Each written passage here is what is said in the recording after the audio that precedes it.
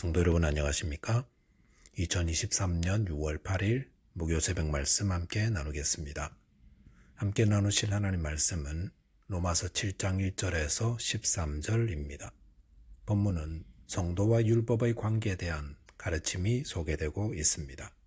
본문을 통해서 성도는 율법에서 자유로운 자이며 구원받은 성도는 하나님의 율법을 지켜야 함에 대해서 묵상하겠습니다. 첫째 묵상할 내용은 성도는 율법에서 자유로운 자라는 사실입니다. 본문 1절에 보시면 형제들아 내가 법 아는 자들에게 말하노니 너희는 그 법이 사람이 살 동안만 그를 주관하는 줄 알지 못하느냐라고 하였습니다.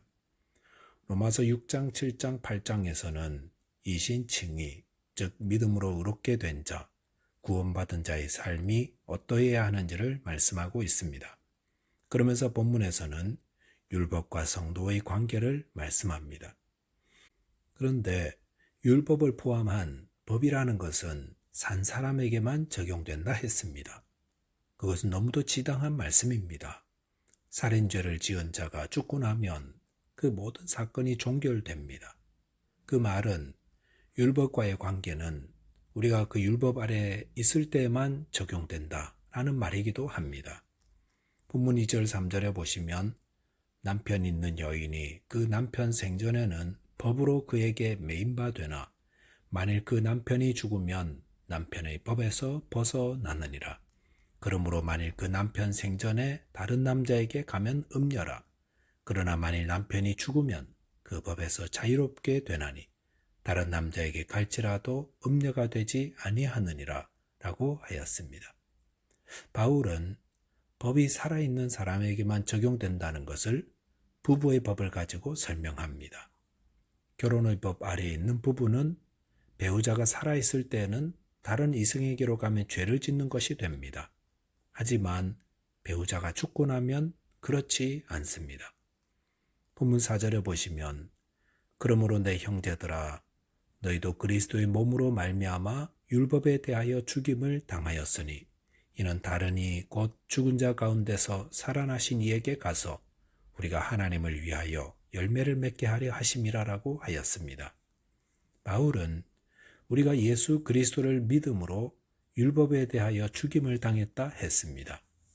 그 말은 세례를 통해 예수님과 연합되어 내가 죽었는데 그 죽음을 통해 우리는 율법과 맺어졌던 법에서 벗어나게 되었다는 것입니다.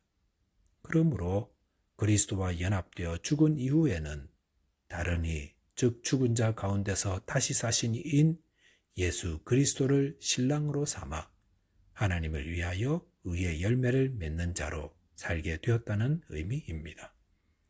본문 5절에 보시면 우리가 육신에 있을 때는 율법으로 말미암아 죄의 정욕이 우리 지체 중에 역사하여 우리로 사망을 위하여 열매를 맺게 하였더니라고 하였습니다. 여기서 육신에 있을 때란 예수를 믿기 전을 의미합니다. 그때 우리는 율법으로 말미암아 죄의 정욕이 우리 지체 중에 역사하여 사망의 열매를 맺었습니다. 이것은 우리 안의 그릇된 죄의 정욕이 율법을 이용한 결과를 말합니다. 거듭나기 전 우리는 늘 청개구리처럼 행하는 성향에 지배되며 살았습니다. 겉으로는 신사숙녀처럼 행하지만 우리의 마음에는 뭘 하지 마시오 하면 꼭 하고 싶어 합니다. 뭘 하시오 라고 하면 꼭 하기 싫어합니다. 평소에는 아무 생각이 없었는데 잔디밭에 들어가지 마시오 팻말을 보면 마음 안에 저기 들어가 보고 싶은 겁니다. 왜 평소에는 아무 생각이 없었는데 뭘 하라 하지 말라 사인만 보면 그것을 범하고 싶은 것입니까?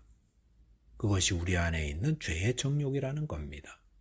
죄의 정욕은 율법을 보면 그 율법을 범하고 싶은 충동을 일으킵니다. 그래서 죄의 정욕이 율법으로 말미암아 우리 지체 중에 역사하여 사망의 열매를 맺게 하는 것입니다. 본문 6절에 보시면 이제는 우리가 얽매였던 것에 대하여 죽었으므로 율법에서 벗어났으므로 이러므로 우리가 영의 새로운 것으로 섬길 것이요 율법 전문의 묵은 것으로 아니할지니라라고 하였습니다. 예수를 믿음으로 자아가 죽고 율법의 법에서 벗어난 성도는 예수 그리스도께로 가서 영의 새로운 것으로 섬기는 자가 됩니다. 예수를 믿고 난 다음에는 율법점은 하나하나 따지며 믿는 것이 아니라 성령의 새롭게 하심을 따라 하나님을 섬기게 됩니다. 저와 여러분이 예수를 믿음으로 율법에서 자유케 된 자로서 성령의 새롭게 하심을 따라 주님을 섬기게 되시기 바라겠습니다.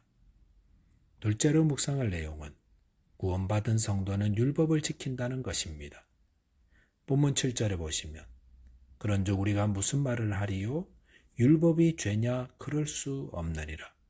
율법으로 말미암지 않고는 내가 죄를 알지 못하였으니 곧 율법이 탐내지 말라 하지 아니하였더라면 내가 탐심을 알지 못하였으리라라고 하였습니다. 성도가 율법의 행위로 구원받지 않고 그리스도의 구속의 은혜로 구원받음에 대해 이야기한 후에 바울은 율법이 죄냐? 라고 물었습니다. 이렇게 묻는 것은 은혜로 받는 구원에 대한 오해 때문입니다. 우리가 은혜로 구원을 받은 것이지 율법의 행위로 받는 것이 아니다 라는 교훈을 들으면 그러면 율법은 악한 것인가? 라고 묻게 된다는 겁니다. 이에 대해 바울은 율법은 악한 것이 아니다라고 대답합니다. 그러면서 율법이 얼마나 중요한지 그리고 율법이 악한 것처럼 오해받는 이유를 이야기해 줍니다.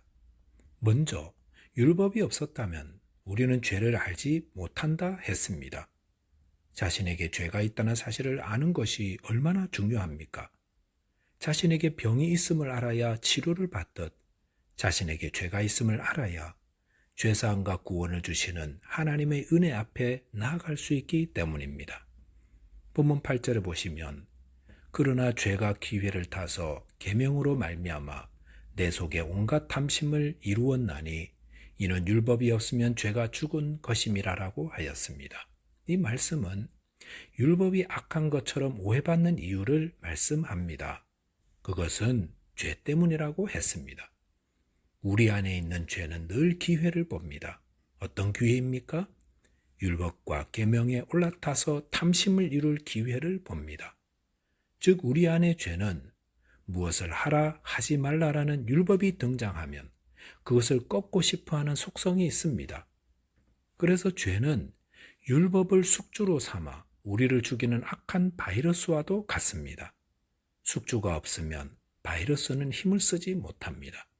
하지만 숙주가 나타나면 거기에 기생하며 바이러스는 창궐합니다. 사단이 아담과 하와에게 죄를 짓게 할 때 사용한 숙주도 하나님의 말씀이었습니다. 사단은 죄를 짓게 할 때에 하나님이 주신 계명과 율법을 찾습니다. 그래서 율법이 발견되면 그 율법을 어겨 죄를 짓도록 유혹합니다. 그 죄성이 우리 안에 있다는 겁니다. 그래서 본문 11절에 보시면 죄가 기회를 타서 계명으로 말미암아 나를 속이고 그곳으로 나를 죽였는지라라고 하였습니다. 우리를 죽이는 것은 우리 안에 죄이지 계명이 아닙니다. 죄가 하나님이 주신 선한 계명을 거스르고 지키지 않게끔 늘 기회를 보다가 우리를 속여 죄를 짓게 하여 죽음에 이르게 만드는 것이지 계명 자체가 악한 것이 아니라는 말입니다. 그래서 바울은 본문 12절에서 이로보건대 율법은 거룩하고 계명도 거룩하고 의로우며 선하도다 라고 하였습니다. 하나님이 주신 율법은 거룩하고 계명도 의롭고 선합니다. 그런데 문제는 그 율법을 이용하려고 기회만 노리는 우리 안의 죄의 속성에 있습니다.